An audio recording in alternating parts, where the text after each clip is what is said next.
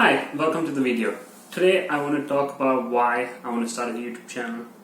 So, when people ask me, oh, what are your hobbies? My kind of go-to answer that I end up leaning towards is, I like watching YouTube videos. When people ask me questions like, what do you do in your free time? And a lot of people say, oh, I like coding, I like playing the piano. There's a lot of different things people like to do. And in my case, I say, oh, like to learn how to do new things from YouTube. So, seeing that constant theme in my life of YouTube getting mentioned on and off, I've always had the kind of question, right? It's like I watch all these people and I learn things from them. So why am I not making videos myself and contributing back to the good, which is YouTube, right? Where you don't pay any money, you go, you can learn something new, you can listen to people's opinions, and probably leave with a good takeaway at some more times than not. So initially, to start like giving back with the ideas and the knowledge that I have, experiences that I have, I decided to start writing articles on Medium. Medium is a good medium of sharing your thoughts, and usually it involves writing an article, putting some pictures in it, and people can view it. But the problem with Medium, which I found personally, is that a lot of the quality content is monetized. So as YouTube, we hear about monetizing videos, and you probably watched an ad before this video. That monetization is slightly invasive in the sense that, yeah, you spent maybe 5 seconds watching the ad before you click the skip ad button. However, it is not invasive to the point where if you don't have a subscription and you aren't paying X number of dollars, you cannot view the content.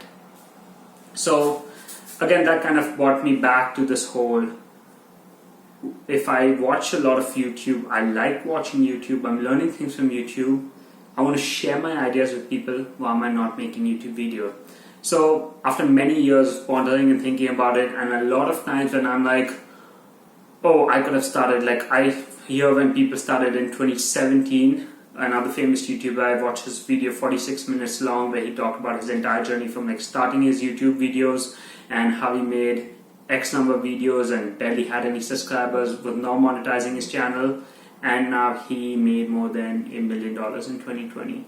So I always think like, oh, in 2017 I had discussed I want to make YouTube videos. I'd actually put it on my vision board that I want to make YouTube videos, and my first video should be published by, I think the date was October 17th. And that did not happen because this is the end 2021 and this is one of my first videos that I have published. However, I've also learned a lot of lessons, and now I've kind of come to the reason as to why I haven't done it. So I find a lot of YouTube videos that I find helpful are those by what I like to refer to as experts. So if I watch something about like how to tune up a bicycle, it's usually like a person whose entire YouTube channel is based around cycling, and then one of their videos is how to tune up a bicycle, or how to change a tire, bicycle tire, or something related to cycling. Then when I watched a video on how to sail a boat, it's someone whose like YouTube channel is like based around sailing and sailing related content. So when I thought about things I want to talk about, my channel is based around investing, personal development, finances, some relationship advice based on like what I have been through. The key takeaway here is based upon my experience. And back in 2017, I finished part of university. I had just started an internship, so I was just like entering the corporate world. So me not having actual work experience, I had dated a few people here and there, but never had been in a stable relationship. Then just having bought my first car, but not really having gone through the experiences of car ownership, I felt I was not qualified to give other people advice and teach people things that I didn't really, I knew about, like what to do if something such and such happened or in such and such situation, but never having actually been in the situation and done it. And that is where kind of now fast forward 2021, I never thought I'd say this, that one of the experiences that I've lived through is through a pandemic, but here we are. And I feel like just having gone through this, having got my first job, then switching to a second job, completely different work that I do. My first job was as a project manager, a very like cookie cutter sort of job. Although the projects can be unique, but the work you do is pretty much similar, at least similar to, I would say, another 150, 200 employees within the same organization doing a project manager's job. On the other hand, moving to a job which was newly created position, I was the first person coming in. I had the ability to kind of define and decide what I wanted to make of my position. So that gave me a lot of new experiences when it came to working as a professional. Then when it comes to finances, I had started investing back in 2017, 2018, and then gone ahead and now have a significant size portfolio of money that I invest in a margin account, and then again like starting the RRSP account and starting to save for retirement, putting money to investing through my TFSA, putting some money away in like an emergency fund, using a few different of the investing platforms available on the market. So doing each of these things has given me that experience to a point where now I am kind of the go-to person for friends who are like, hey, I want to start investing. Do you recommend using X or Y investing company? Or I want to buy a vehicle. What should I look at? Do you have any recommendations of which car I should buy? Or how do I go about it? And I have had experiences where I have coached people and now they have been successful. A very good example I can give with the whole car purchasing thing is, I initially, like when my family bought a first vehicle, it was a lease. Then we went ahead and second time I purchased, I bought a slightly used vehicle, as I like to call it, right? So vehicle about between 1 and 2 years old, between less than 40,000 kilometers, and it's kind of gone through the maximum initial depreciation when it's the highest, and you end up getting a very good vehicle, in most cases still under the factory warranty, but you get it at a significant discount. So it's kind of like the best of everything that you can put together. The vehicle is pretty much new in most cases. Like at that point when I purchased my vehicle, it was still the production model. So I bought in 2017 when I bought a 2015 model. It was still the production model vehicle. So kind of having gone through that, fast forward to 2019 in my first job after finishing university, a co-worker of mine who's still one of my very good friends was looking to buy a new vehicle as his was dying. So he was looking at everything over like 100,000 kilometers and trying to find like a cheap deal on a vehicle. That's when I kind of recommended to him, saying this is what I did and it worked out really well, because I basically bought a practically new vehicle at a significant discount and got an amazing deal on it. So kind of seeing that I had done it, and the fact that he had been to the mechanic like 5 times in the last 2 months, and I have never seen a mechanic shop besides for when I am going in for my services, he kind of realized that maybe I should look into it.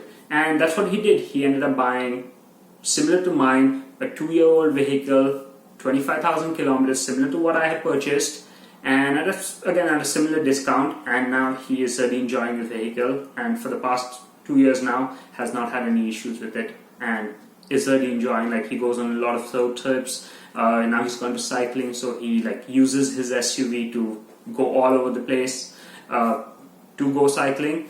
And it's kind of like I kind of came up with this formula of this is how old the vehicle should be, this is kind of the price range, this is how many kilometers, and that's like the search criteria that he used, and he ended up buying something that he was successful with, a good purchase.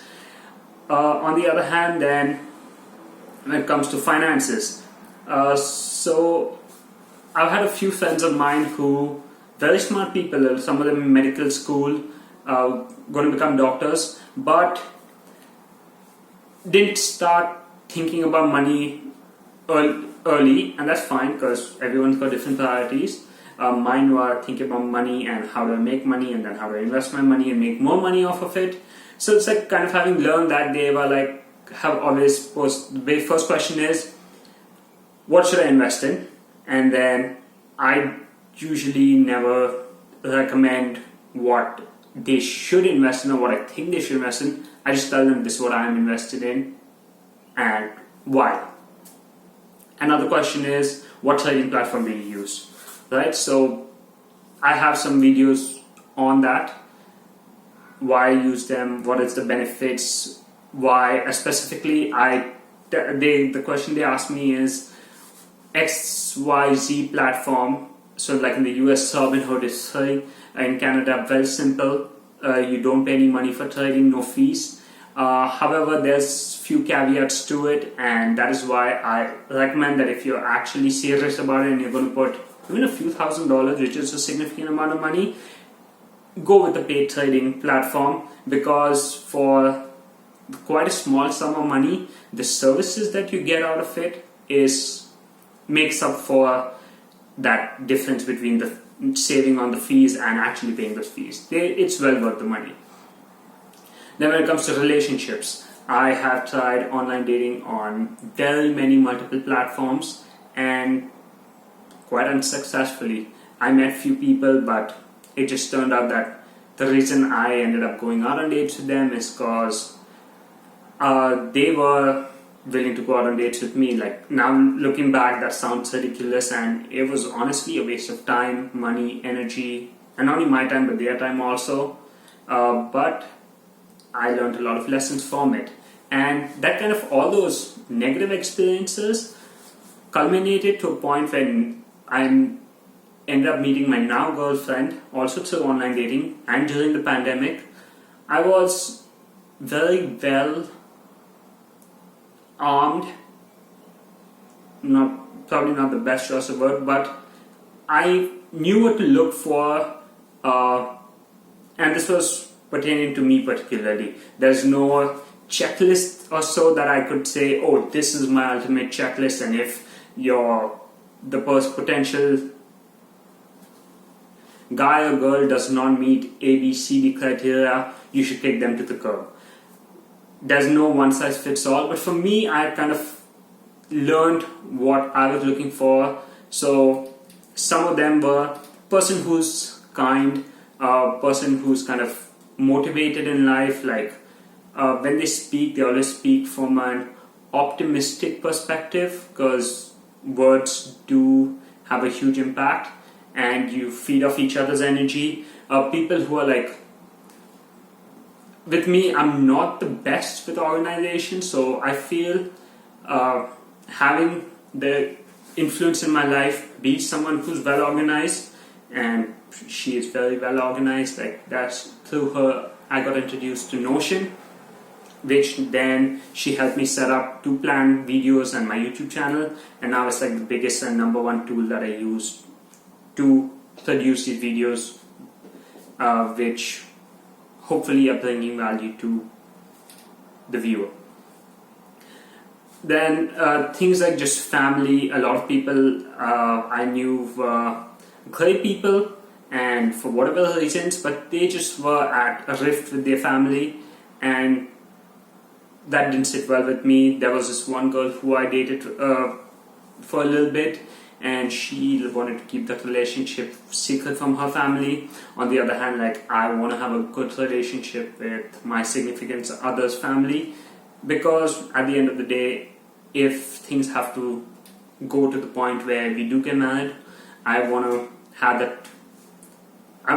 Basically, they're going to become my family and I'm going to become their family. So having that good positive relationship, which I do, right, with my girlfriend's dad, like, call him, I text him all the time, I ask him for advice on things. We talk about Formula One because we both enjoy watching it, and it's just a very wholesome, positive experience. Her sisters bought me birthday gifts, which were very unexpected, but also very pleasant, a very pleasant surprise.